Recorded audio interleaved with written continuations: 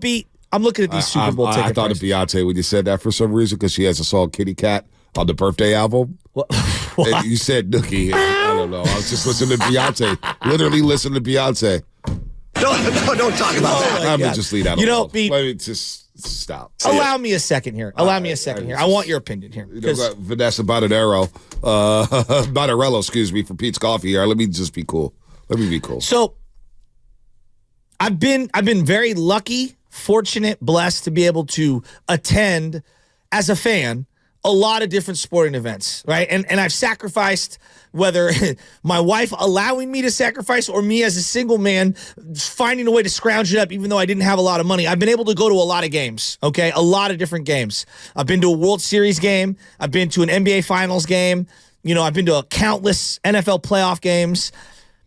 And I understand that there are, you got to make your money, right? This is a corporate business that the NFL is running. I understand all of that. And the Super Bowl, more than any other event in any other sport, is as corporate as they come. And they've got partners that they've got to, appease to, and they got to throw. There's a reason these big mega conglomerates are spending the amount of money that they are. And then they get a suite and they get a booklet of tickets. And I get all that. But on some level, I think it really does suck. And I get it. I get the business side. I do. But it really does suck that the Super Bowl featuring the 49ers, we get, I think it's about 30% of the season ticket holders. And I've been a season ticket holder for the last 3 Super Bowls, and I haven't qualified. And I'm not mad. It is what it is. It's a lottery. I don't know what it's based on. But I do think it does suck that the average ticket price for the NFC Championship game was $1,000, give or take, for the lowest seat to get in. And now it's $8,000, $9,000, $10,000. That's 10x. 10x. And that doesn't include, room and board and the flight and all the things that's involved in it.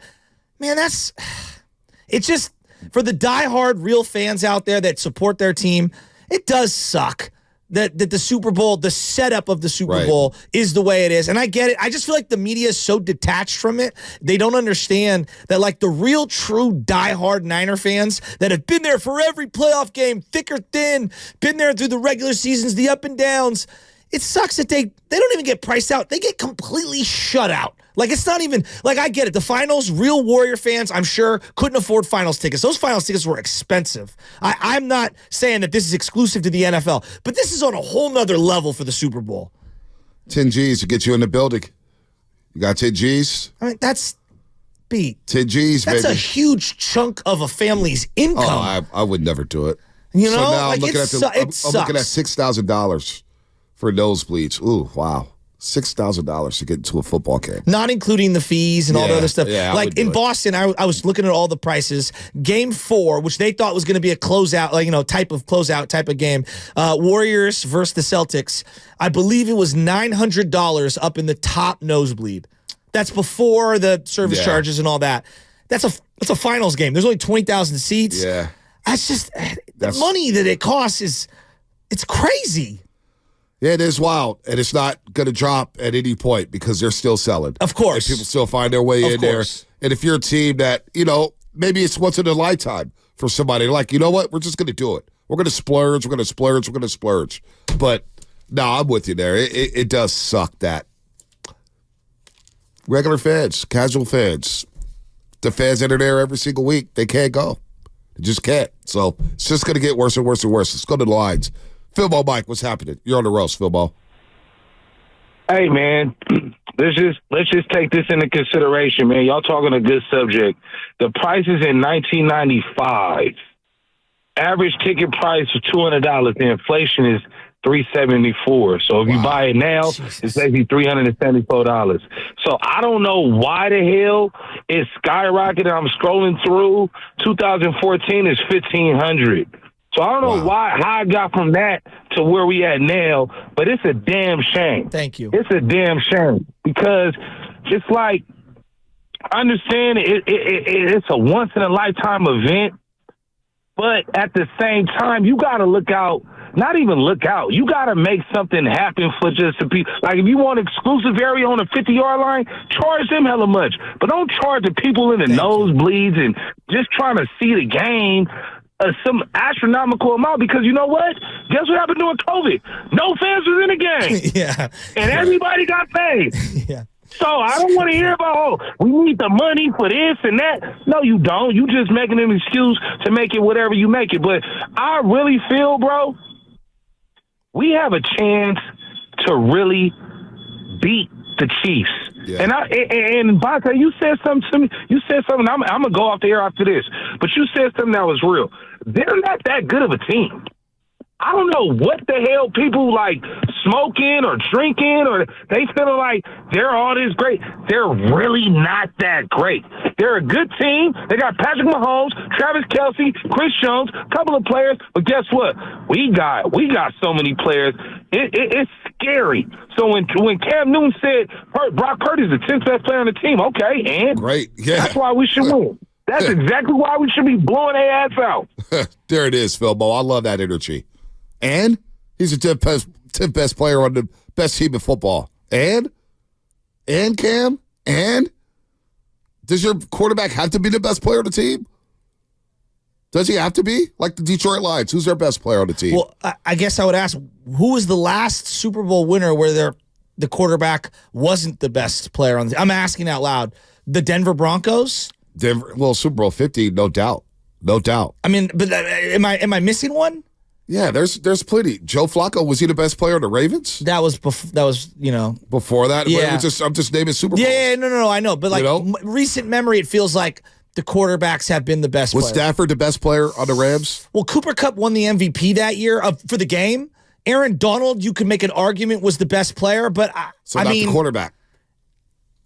That's a good one. That's actually a good one. That's a good one. But I think they would tell you. Was Brady the best player on Tampa Bay when they won the Super Bowl? Ooh. That defense was really good. I don't know anyone. See, I think the casual's not going to put like Levante David ahead of Tom Brady because of the name recognition. I was going to say Brady against the Rams, his last Super Bowl with the Patriots. Edelman won the MVP. That's true. Yeah, Edelman was the best player on the field. God, that Super Bowl. Stephon Gilmore. Well, I thought Belichick was the best player. Was the best guy on the field. He was Gilmore. Incredible. Stephon Gilmore played his ass off. Yeah, Gilmore was really good that year. That's a good call. So when you think about it, the Patriots, when they won against the Falcons, Brady was really good, but so was Edelman, so was James White. So I think you can't win without the quarterback being the best. Like the Saints won that Super Bowl against Indianapolis. I don't believe Drew Brees was the best player on the field. Pierre Thomas was really, really good in that game. Really good. Hank Baskett was the best player for the Saints. Wow. Baskett. Look now at that. That's a name. I like that. I haven't heard in a long time. It's Antonio Holmes. That's a name I've not heard in a long time. Larry Fitzgerald looking up at the scoreboard, sprinting to the end zone against the Pittsburgh Steelers. One of my all-time favorites. So I don't think the quarterback has to be the best player on the team. He needs to be one of the 10 best players, no doubt. Now you may get away with the Brad Johnson here and there. You may get away with the Trent Dilfer. I mean, even Garoppolo wasn't the 10th best player. The Niners should have won that damn game. That does tick me off. So in L.A., the cheapest ticket was averaging $5,823. That was in 2022. 2023, it jumped up to $8,837, and then this year's over 10. Wow. Somebody texted 415 saying that Marino Montana Super Bowl tickets went for $5,000. The one in Palo Alto? Yeah, Stafford Stadium. Was it because that Vegas, what I've heard the argument is, Vegas has a smaller stadium. I'm like, okay, well, it's not like it's 20,000 people. It's about 66,000. Yeah. It's a big stadium. I was there. It is a big stadium. It's nice. It's really good. It gets really loud. I am bringing so much Excedrin for that game. It's going to be so loud in there. So, I want to ask the fans, what do you do to get ready for a big game? What is your routine? Like Shasky told you his routine. My routine is just to go on about the day as usual. Once I get to the stadium, that's when the butterflies start to kick in because I know we're about to kick off. No nerve.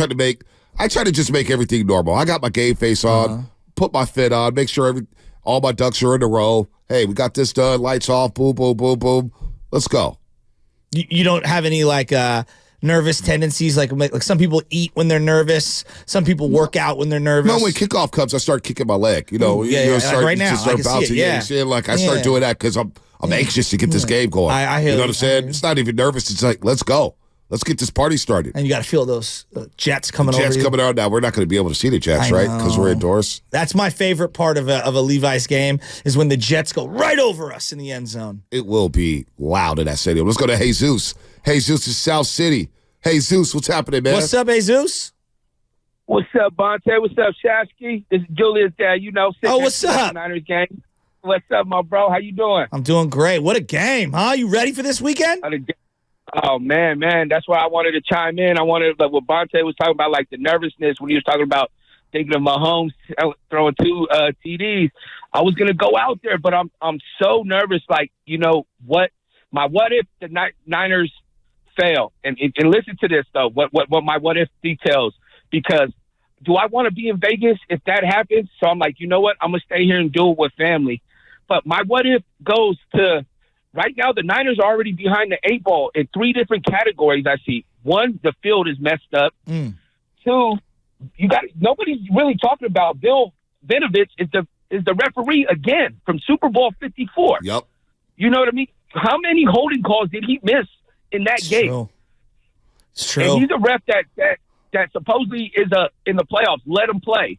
Well, Bosa on that 3rd and 15 with that big bomb to Tyreek was held where the whole world could see it, and it didn't get called.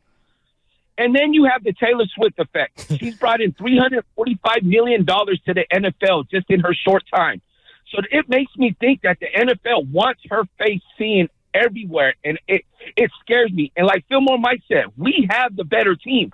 But when the Niners are facing all that, it's like it's pointing to the NFL wants the Chiefs to win. And I'm that's why I don't want to be out there. I'm nervous, and Bonte's like, what do you do before the game? I already know by 12 o'clock I'll probably have my first drink. No lie. Jesus, I love you, bro. I miss you, man. Call in more often. Yeah, no, I know. I need to. Julius like, Dad, can you not sell your Super Bowl tickets? Can you bring me? And I'm like, son, they don't give us Super Bowl tickets. Taylor Swift. By the way, we got he just hung up, but we got that email immediately after the game. You did not win the Super Bowl tickets. I was like, gosh darn it. Like, it happened before I even got to the truck. Damn. I know. One thing that Who wins them? How many fans win Super Bowl tickets? So I told you, my dad got the 81, 84, and then he won in 1994. Okay, so that's 3 of them. So he traveled down to Miami? He didn't. My grandfather did. So you win tickets. So how many fans, like a percentage of the fans? Well, they say 30% of, not season ticket holders, but 30% of the tickets allocated at the stadium go to the Niners, 30 go to the Chiefs, and then the rest goes to corporate or whatever, right? And I'm sure there's a small percentage that go to the hosting site of the people that are SBL holders or whatever. I call cap on that. I want to see the raw data. I want to see a real lifetime lottery to be able to find out who the hell's going to these games. Yeah, I don't know who's winning these games. It feels very like BS. I've never met a person who won the lottery for these Super Bowl tickets. In recent memory. Ever. I've never met a person who's won these tickets. The other point that he brought up was the field thing. And just, again, I'm trying to keep up with the story as it's evolving. Let's play from Schefter. Schefter explain the story with the 49ers practice field. I can tell you, having spoken to various Niners people already, they don't seem particularly pleased. Now, they're going to be on the practice field for the first time today at noon Pacific, but there already have been complaints that there are seams in the practice field, that it feels like they're walking around on a sponge. I guess the NFL last week laid sod on top of the field turf, and this has nothing to do with UNLV. UNLV is kind of an innocent bystander in this, and the league has rules or bylaws or procedures that are set up that call for the Super Bowl practice fields to be checked out and mandated by December. And last week, they're laying the turf on there. Now, the league is saying it's not a player's safety health issue, not in violation, all those things. That's fine. I can tell you the Niners are not happy. And you know what? They're not happy. And Michael Silver's got a story in the Chronicle about the turf and the NFL kind of botching this. How does one team get the state-of-the-art facility at the Raiders facility, go to the Raiders facility, state-of-the-art turf, state-of-the-art dome, inside practice field, and then one team goes to UNLV, outdoors. Now, I was tipped off with this Friday night. I didn't think it was going to be a big deal. I was like, oh, that's interesting. Huh. And then it became a big deal. Now, Shanahan said yesterday that, hey, we're good. We're all good. We'll make it work. But I did hear the 49ers one point threatened to say, you know what, we'll do our media obligations. We'll take our ass back to Santa Clara and prepare for the Super Bowl. This is not up to par. Do you remember last year? Because I did some research. There was a long podcast on this that Le Batard actually did. George Toma, the quote-unquote sod father. Yes. Okay. Yes. So he's this older guy. He's in his 90s. Yep. He had been the head of grass and stuff for the NFL forever. Well, in the last 5 to 10 years, a different guy took over. And George Toma was a consultant. He was not the main guy. And he talks to baseball, and he talks to soccer, and he talks to NFL groundskeepers at all these different stadiums. And he made a great point. He was talking about how the groundskeeper at, like, let's just use AT&T Park for example. That guy's going to know his terrain and his climate and his grass better than anyone. Yep. Well, the NFL has this different guy who comes in. His name's Ed Mannigan. Okay, Mangin, excuse me. He comes in and he takes over and he thinks he knows everything. Right. Well, he totally botched last year's thing in Arizona. He overwatered the field. The field didn't dry out. It didn't grow properly. It never caught into the grass. And it was a huge nightmare last year. Now, even though they put that tarp outside in Glendale, Arizona. well, that was the thing. He watered too much. And they said he should have let the sun. This is the main guy saying, the sod father said he ruined the grass, okay? The same guy did this thing with the Niners. And they basically put sod on top of turf. Any one of you could do this in your backyard. Good luck. It's like putting sod on top of concrete. What are we doing? How do you get this? How do we do? What are we doing? What are we doing? And that's a disadvantage.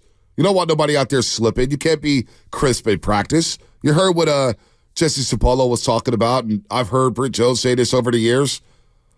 You want to be crisp in practice. You want to be flawless in practice, getting ready for the Super Bowl. Exactly. Are you going to be able to do that on a terrible field?